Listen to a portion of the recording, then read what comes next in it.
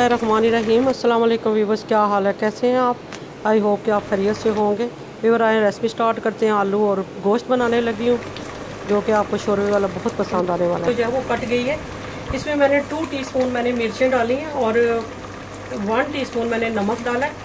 नमक बाद में भी ऐड हो सकता है। और हाफ लीटर जो है वो मैंने आलू जो है वो लिए, वो शामिल किए हैं। इसको मिक्स करके हम थोड़ा सा प्रेशर इस पर लगाएंगे।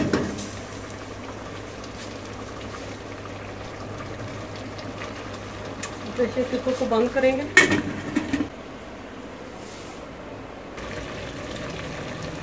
इसमें ऑयल शामिल करेंगे, गोश्त भी डाल के और साथ जो मैंने पोटैटो डाले हैं वो भी डाल लिया। तो तकरीबन मैंने 1.5 कप जो है इसमें डाला है, ऑयल डाला है। तो अब इसमें हम शामिल करेंगे लहसुन और अदरक का पेस्ट शामिल करेंगे।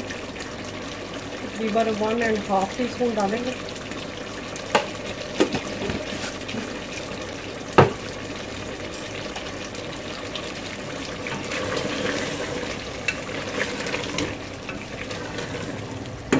साथ ही दही शामिल कर देंगे, तकरीबन 1/2 कप है।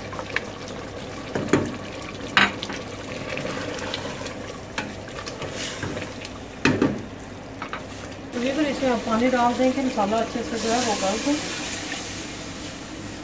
तो पानी शामिल करेंगे।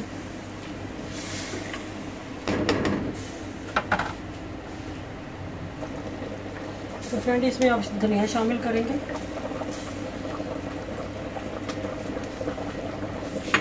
झटपट से हमारा जो है वो आलू और बीफ जो है वो रेडी हो गया। बहुत ही जल्दी रेडी किया हमने इसको। तो वीवर इसमें आप डालेंगे। तो माशाल्लाह वीवर हमारा सालन तैयार हो गया। अब इसको हम डिश आउट करते हैं। इसमें सबसे पहले लास्ट में हम जो डालेंगे, तो इसमें गर्म मसाला ऐड करूँगी। तकरीबन 1.5 टीस्पून मैंने डाला है इसमें गर्म मसाला। और ब्लैक पेपर डालूँगी मैं इसमें।